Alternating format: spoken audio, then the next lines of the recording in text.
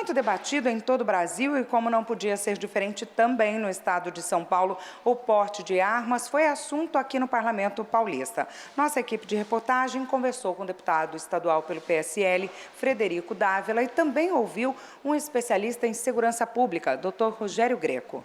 O decreto 9785, que foi o primeiro, veio justamente ampliar, dentro do possível, da legislação brasileira vigente, que é o Estatuto do Desarmamento. Ele veio colocar tudo que ele poderia dentro dessas restrições da legislação do Estatuto do Desarmamento, que é a questão do posse e do porte de armas, bem também como detalhes, como quantidade de munição, discricionariedade de quem pode dar o porte, conceder o porte, além de restrições de calibre que caíram, enfim. São dados bastante específicos também quando a gente fala a respeito dos CACs, que são os colecionadores, atiradores e caçadores. Então, que hoje, infelizmente, apesar de toda a documentação, toda a burocracia, toda a renovação documental exigida, ainda sofrem bastante problema com relação aos órgãos fiscalizadores. Não há o que se questionar constitucionalmente mais, porque isso já foi votado em plebiscito no ano de 2005. Inclusive, ano esse que quem governava o país era o presidente Lula, do PT.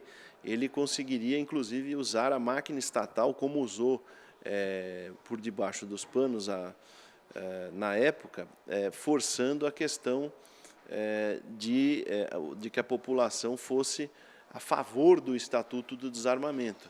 E, na verdade, a população foi contrária. Ela disse que queria continuar mantendo o direito do cidadão de comprar sua arma e se defender, eventualmente, de qualquer ataque que pudesse ser impingido contra a sua pessoa, sua família, sua propriedade. Na verdade, são os outros partidos e ao outro lado da história, a esquerda e o pessoal desarmamentista, que está querendo criar polêmica. Porque, na verdade, ela não existe. Toda essa discussão, esse debate já foi sanado em 2005 com a questão do plebiscito. Então, não tem mais o que ser discutido. A questão do decreto, tanto é que, se não pudesse ter sido feito por decreto, não teria sido liberado pela assessoria jurídica da presidência, porque você não pode fazer um decreto presidencial que ofenda princípios constitucionais. Ou seja, diante do que já foi discutido em 2005 e diante da legislação que foi colocada na época do presidente Lula, que é a questão do Estatuto do Desarmamento, foi feito tudo o que era possível. Eu defendo, como deputado, infelizmente na Assembleia Legislativa nós não podemos legislar acerca desse tema, mas eu defendo que seja revogada a lei do Estatuto do Desarmamento, porque ela é nociva, ela restringe direitos do cidadão no que diz respeito à sua defesa da sua pessoa, da sua integridade, da sua família e da sua propriedade. Durante os governos do PT, existia uma ordem direta, ela não era escrita, mas ela era tácita e muito amplamente acatada, de não liberar porte para absolutamente ninguém. Se eu não me engano, no ano 2015 ou 2016, acho que foram concedidos 12 ou 14 portes, um número absolutamente ridículo pelo tamanho do Brasil. Não é possível que a Polícia Federal tenha considerado só que 12 ou 14 pessoas tivessem questões ameaçadoras que justificassem o porte de arma. Então, existia uma política de Estado e de governo, além da não concessão de portes, da restrição da população se defender. Eu ainda acho que, mesmo dentro do que foi colocado atualmente no decreto 9785, ou os 3 que foram publicados na sequência, ainda assim a legislação brasileira é bastante restritiva comparada a outros países. Vizinhos nossos, como o Paraguai, por exemplo, que ostenta níveis criminais, índices criminais muito abaixo dos nossos. O que eu defendo é a volta da concessão dos portes pelas polícias civis dos estados, como era antes do Estatuto do Desarmamento, porque as polícias civis dos estados conhecem muito mais o perfil criminal e o perfil de periculosidade da sua população e dos seus estados. Então, você consegue uma maior fidelidade na concessão do porte. Eu defendo que volte como era antes. E na questão da documentação, você também facilita bastante o fato de você já ter entrado uma vez com um pedido de porte, facilita bastante você amanhã entrar para comprar uma outra, terceira, quarta, quinta arma, porque você já, hoje em dia, com o mundo digital, a atualização de documentos se dá de forma eletrônica.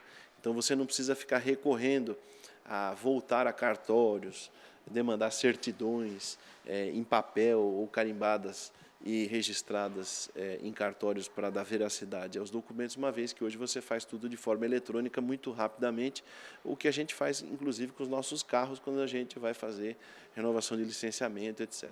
O que parece, na verdade, é que eles querem acabar com todos os decretos. Já existem até projetos de lei no Congresso Nacional tentando regulamentar, que seria, na minha opinião, um absurdo, aquilo que já existe na lei. Então, a competência para a regulamentação, quem tem que fazer isso é o presidente da República. E foi o que o presidente Bolsonaro fez. Só que a discussão, ela deixou de ser uma discussão sobre a legalidade, sobre a constitucionalidade, e passou a ser uma discussão ideológica. Ou seja, as pessoas que não concordam com essa possibilidade do porte de armas, elas começaram a se colocar contra o decreto. Infelizmente, foi isso que aconteceu. O decreto precisava ser mais discutido? Precisava. Precisava de alguns ajustes? Precisava. Mas não destruir, rasgar o decreto como eles estão fazendo, como fizeram. Eles pegaram o que seria um único decreto e foram compartimentando. Então, por exemplo, tem um decreto que fala especificamente das pessoas que vão poder fazer esse requerimento de porte, tal. Mas a discussão, na verdade, ela continua sobre o decreto como um todo. Por quê? Porque nesses decretos agora, o presidente Bolsonaro, alguns armamentos que eram de uso restrito, deixaram de ser de uso restrito, ou seja, armamentos que eram das forças militares, das forças policiais. Então, assim, são coisas que competiam ao presidente da República fazer. A discussão, ela não é uma discussão legal, ela é uma discussão política. E essa discussão política ela já aconteceu há muitos anos, quando a população se colocou favoravelmente a essa possibilidade de posse e porte de armas. E o que parece, na verdade, quando você começa com essas discussões, é que parece que a população vai ser obrigada a se armar. E não é isso. Assim, aquele que tiver interesse em ter uma arma ainda vai passar por uma série de procedimentos para saber se ele tem ou não tem condições de ter uma arma, não é portar a arma, porque as pessoas confundem a posse com o porte. Então, para que você possa portar, as condições são infinitamente piores do que simplesmente você ter a posse de uma arma na sua casa. Então, mas o que a gente tem visto hoje sendo discutido parece que é uma coisa só. Então, o porte e a posse, eles não têm mais essa distinção entre eles. E a população fica apavorada com isso, principalmente as pessoas que não têm muita formação, não têm muita informação, e acaba criando um clima de terror, um clima de pavor, achando que o Brasil agora vai virar um faroeste. E não é isso que vai acontecer. Para você portar, você vai ter para você ter a posse, que é uma coisa assim, mais fácil do que você ter do que você ter o porte de arma, você tem que ter algumas características que a lei determina. Você tem que ter, para você poder comprar uma arma, você tem que ter uma idade mínima, você tem que passar por um exame psicotécnico, psicológico, assim, não pode ter maus antecedentes, você tem uma série de características simplesmente para você ser dono de uma arma, para você ter essa arma na sua casa. Para você andar com essa arma na rua, que é o porte, você tem que ter uma série de outras condições. Então, nem todas as pessoas vão poder. Determinadas categorias foram selecionadas pelo presidente da República. Então, as pessoas que lidam principalmente com segurança pública, pessoas que têm um risco na sua atividade profissional. Então, isso tudo foi delimitado no decreto. Então, uma coisa é você possuir a arma, poder comprar e ter na sua casa, que são determinados requisitos, há uma série de exigências, e a outra coisa é você portar, você poder andar com essa arma na rua, que as exigências são muito maiores.